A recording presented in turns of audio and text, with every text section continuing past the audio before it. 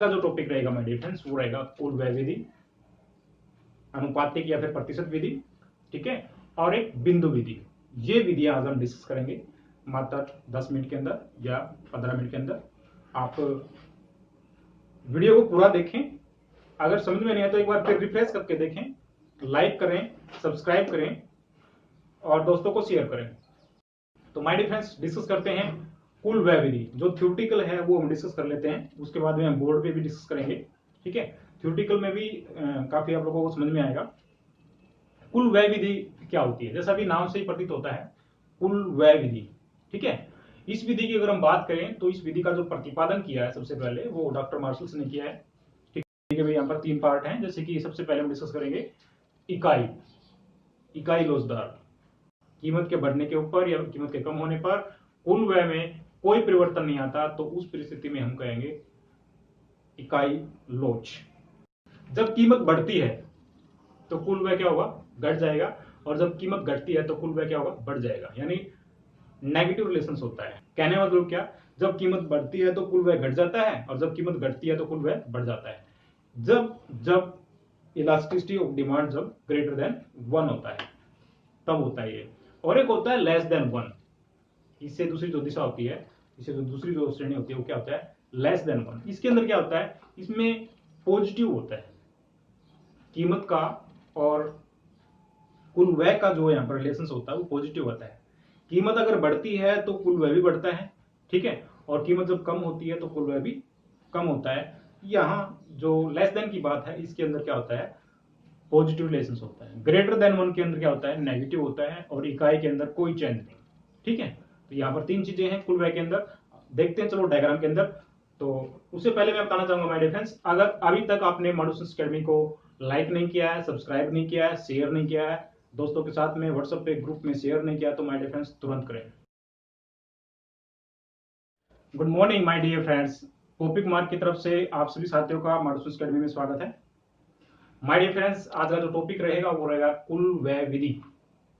उसके बाद में हम डिस्कस करेंगे एक अनुपातिक विधि या फिर प्रतिशत विधि, और तीसरी जो विधि हम डिस्कस करेंगे आपसे वो रहेगी बिंदु विधि, और उसके बाद में चाप विधि और आय विधि जो लास्ट में बच जाती है वो हम बाद में डिस्कस करेंगे। लेकिन आज का जो रहेगा वो कुल व्यय, प्रतिशत या अनुपातिक या फिर बिंदु विधि।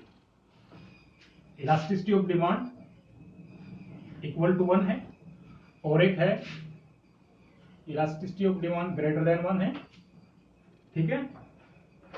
Elasticity of demand equal to 1, एक elasticity of demand greater than 1 और एक है elasticity of demand less than 1। ये हमारा कुल व्यय के अंदर पार्ट है 3, ठीक है। ये elasticity of demand equal to 1 कब होती है, elasticity of demand greater than 1 कब होती है, elasticity of demand less than 1 कब होती है। तो यहां पर ये बातें डिस्कस की जाएंगी, ठीक है। इक्वल टू 1 की बात करते हैं। इक्वल टू 1 के बराबर यानी इलास्टिसिटी ऑफ डिमांड जो है इक्वल टू 1 कब होती है, तो इसमें क्या होता है, जब कीमत में कमी होती है या वृद्धि होती है, उससे क्या होता है, कुल व्यय पर यानी वस्तु पर किया जाने वाला जो कुल व्यय है उसके अंदर कोई परिवर्तन नहीं आता। कीमत के कम होने पर या कीमत के अधिक होने पर वस्तु पर किया जाने वाला कुल व्यय के अंदर कोई परिवर्तन नहीं आता, तो उस परिस्थिति में हम कहेंगे यहाँ पर elasticity of demand equal to 1, ठीक है। कैसे, देखिए, जब प्राइस अपने पास में, ये प्राइस है और ये क्वांटिटी है और ये हमारा जो है एक्सपेंडिचर है, ठीक है। प्राइस, क्वांटिटी और एक्सपेंडिचर, ये जो ई लिया हमने, एक्सपेंडिचर लिया है, ठीक है।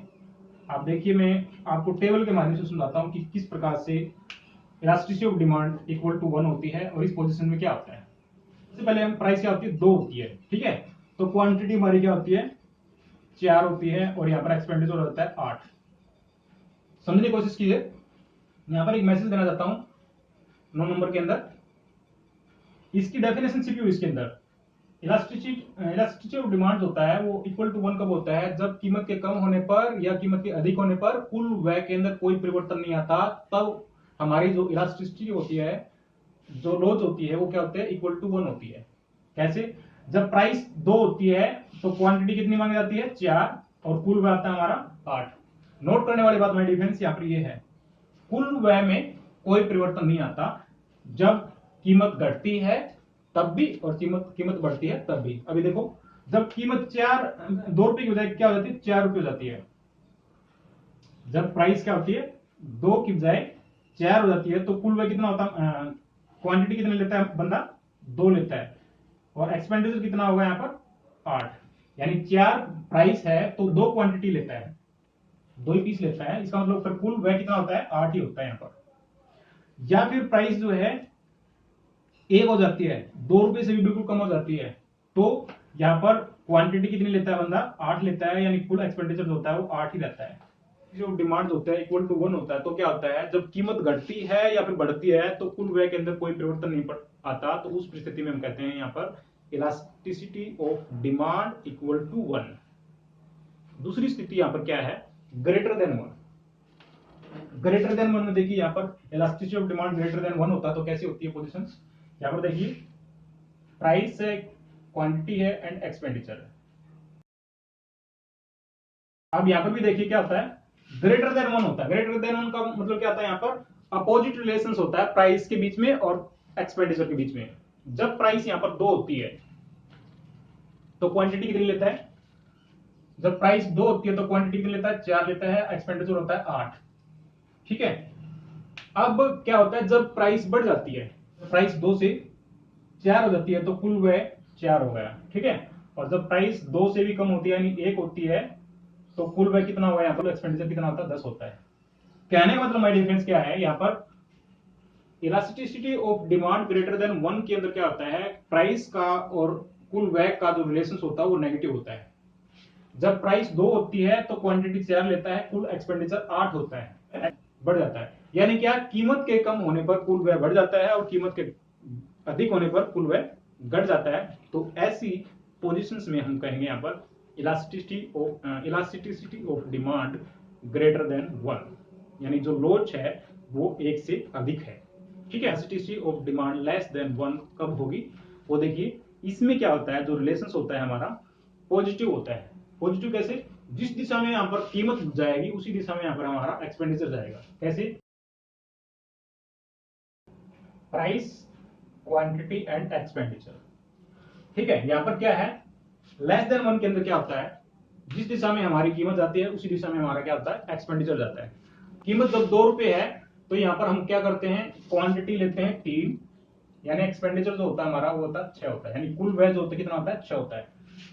2 रुपए है तो क्वांटिटी 3 लेता है, एक्सपेंडिचर होता है 6। अब बोलता क्या है लेस देन 1 के अंदर, कि जब कीमत कम होती है तो कुल व्यय भी कम होता है, और जब कीमत अधिक होती है तो कुल व्यय भी अधिक होता है। देखिए कीमत 2 से 4 हो गई है, तो यहाँ पर कुल एक्सपेंडिचर जो है वो भी क्या हो गया, बढ़ गया, 6 से 8 हो गया है। तो इसको हम कहते हैं यहाँ पर लेस देन 1, यानी उसी दिशा के अंदर हमारा परिवर्तन होता है। जिस दिशा में कीमत जाती है उसी दिशा में एक्सपेंडिचर जाता है। कीमत कम होगी तो एक्सपेंडिचर भी कम होगा, और कीमत जब अधिक होगी तो एक्सपेंडिचर भी अधिक होगा। अब इसके आगे देखते हैं यहाँ पर एक और, जब कीमत हमारी यहाँ पर 2 की बजाय 1 हो जाती है, यानी 2 एक्सपेंडिचर हमारा कितना हो जाएगा, 4 हो जाएगा। यानी यहाँ पर टोटल 4 इकाई लेता है। इकाई कितनी लेगा, 4 लेगा। हम डायग्राम के द्वारा देखेंगे तो क्या होता है इसके अंदर, ये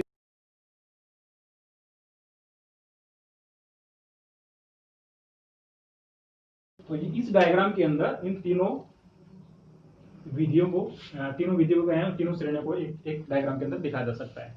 अब ये जो पोजीशन है, ये वाली पोजीशन है जिसके अंदर लोच जो होती है, इकाई होती है, तो इसको हम क्या बोलते हैं, इकाई लोचदार बोलते हैं। और जो ये पोजीशंस होती है इसको हम क्या बोलते हैं, इसको बोलते हैं लोचदार, और इसको बोलते हैं बेलोचदार। मांग की लोच को मापने की जो दूसरी विधि है हम क्या कहते हैं यहाँ पर, प्रतिशत विधि या फिर अनुपातिक विधि। ठीक है। तो इस विधि के अनुसार में क्या होता है, मांग की कीमत लोच का अनुमान लगाने के लिए हम क्या करते हैं, मांग में होने वाले प्रतिशत परिवर्तन को कीमत में होने वाले प्रतिशत परिवर्तन से भाग दे देते हैं। कैसे, विधि है, सबसे पहले हम डिस्कस करते हैं दूसरी विधि है, मांग की लोच को मापने की क्या है, दूसरी विधि है। इस विधि के अनुसार में क्या होता है, इस विधि में मांग की लोच का अनुमान लगाने के लिए मांग में होने वाले प्रतिशत परिवर्तन को कीमत में होने वाले प्रतिशत परिवर्तन से क्या कर दिया जाता है, भाग कर दिया जाता है। जैसे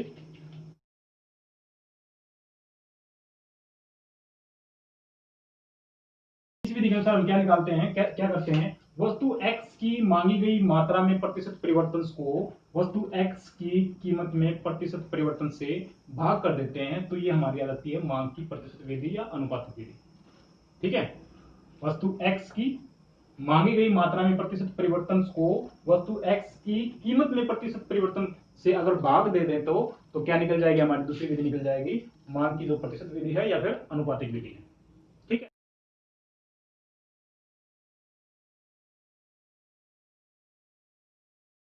इस प्रकार से हम लिख सकते हैं आपको समझाने के लिए। ठीक है, अब ये क्या होता है माय डिफरेंस, देखो इस चीज को देखिए, मांगी गई मात्रा में परिवर्तन और कीमत में परिवर्तन। तो जो प्राइस है, पहली प्राइस होती है और ये जो प्राइस होती है दूसरी प्राइस होती है, यानी चेंज होता है।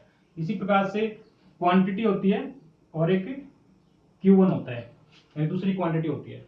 पहले प्राइस ये थी, दूसरी बार प्राइस ये हुई है, पहले क्वांटिटी ये थी, दूसरी बार क्वांटिटी ये हुई है।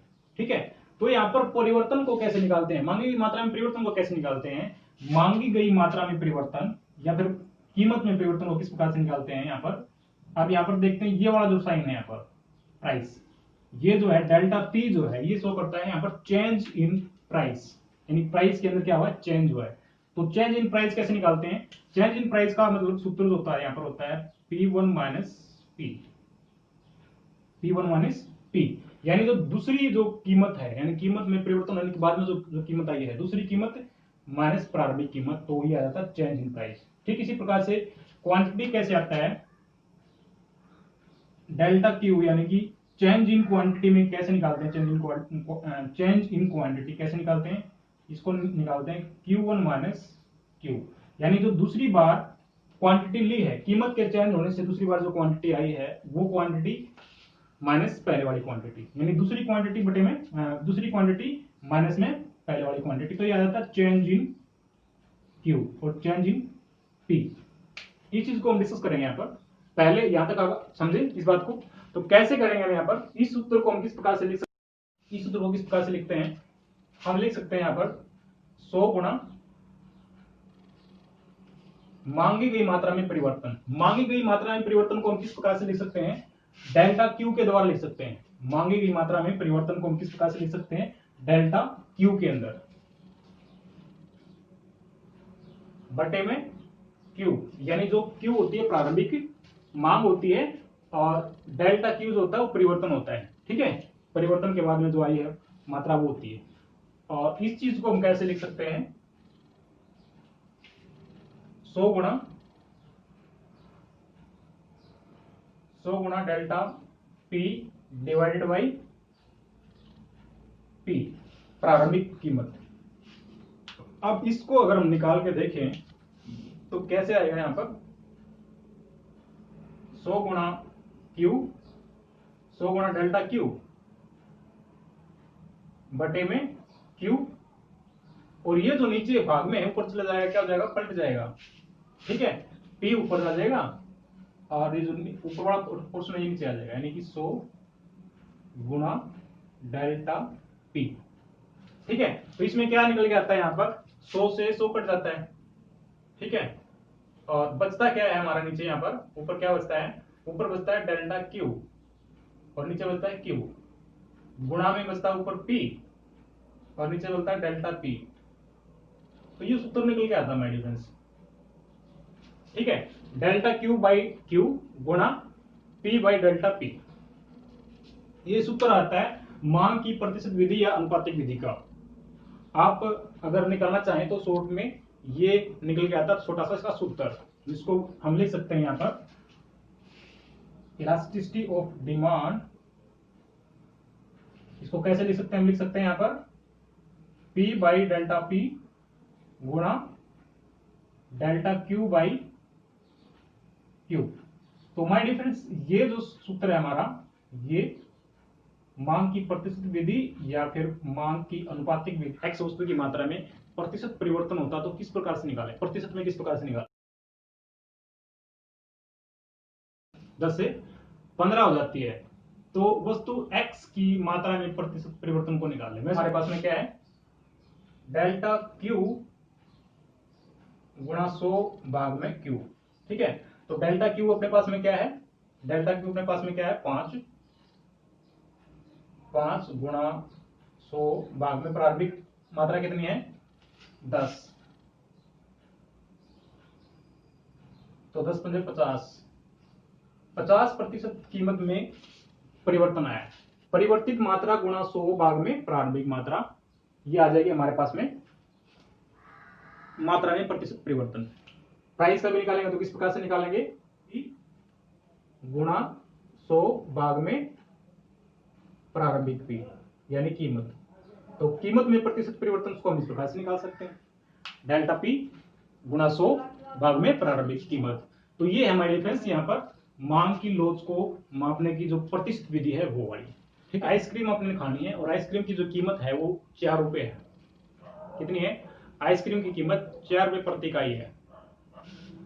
आपने आइसक्रीम खानी है और आइसक्रीम की कीमत जो 4 रुपए होती है, तो क्वांटिटी आप लेते हैं 1। ठीक है, अगर कीमत क्या होती है कम हो जाती है, कीमत 4 रुपए से कम होकर क्या जाती है 2 रुपए हो जाती है, यानी P1 जो आ जाती है क्या हो जाती है 2 हो जाती है, तब आप मांग करते हैं यहाँ पर 4 इकाई, यानी क्वांटिटी जो मांगते हैं आप यहाँ पर 4, यानी Q1 जो मांगते हैं क्वांटिटी मांगते हैं वहां पर 4 मांगते हैं। कीमत में प्रतिशत परिवर्तन के कारण से मांगी मात्रा में कितना प्रतिशत परिवर्तन हुआ है, प्रतिशत विधि से आप इसको निकालिए। जब कीमत 4 रुपए होते हैं तो आप मांग करते हैं 1 इकाई की, और कीमत कम हो जाती है 4 से 2 रुपये, तो मांग करते हैं आप यहाँ पर 4 इकाई की। तो यहाँ पर जो कीमत में प्रतिशत परिवर्तन के कारण से मांगी गई मात्रा में जो प्रतिशत परिवर्तन आया है, इसको आप निकाल के दिखाइए कि कौन सी परिस्थिति में है, इकाई लोच है इसके अंदर या इकाई से अधिक है या इकाई से कम है। तो किस प्रकार कीमत जब 4 रुपए होती है तो आप क्वांटिटी करते हैं 1, जब कीमत घट के 4 से घट के 2 हो जाती है तो मांग करते हैं 4। इसको आप निकालिए, इसके अंदर जो लोच है वो ग्रेटर देन 1 है या लेस देन 1 है या इकाई के बराबर है। तो सूत्र निकालिए इसके अंदर। सूत्र हम सबसे पहले देखेंगे यहाँ पर डेल्टा P1 क्या है और डेल्टा Q क्या है। यहाँ पर देखेंगे हम सबसे पहले डेल्टा P क्या है और डेल्टा Q क्या है। ठीक है, तो डेल्टा P का निकालने का सूत्र क्या है अपने पास में, डेल्टा P का निकालने का जो सूत्र है वो है हमारे पास में P1 माइनस P। ठीक है, और डेल्टा Q को निकालने का सूत्र क्या है Q1 माइनस Q। ठीक है, तो P1 क्या है अपने पास में से, देखिए P1 क्या है, P1 अपने पास में ये वाली है 2, और P क्या है 4। इसका मतलब ये क्या आ जाएगा अपने पास में -2 जो आ जाएगा वो आ जाएगा P1, यानी डेल्टा P जो आ गया अपने पास में -2 आ गया। और डेल्टा Q क्या आ जाएगा अपने पास में, डेल्टा Q देखिए Q1 क्या है 4 है और Q जो है वो 1 है। दैट मीन्स क्या कि यहाँ पर जो अपना डेल्टा Q आएगा वो आ जाएगा अपने पास में 3।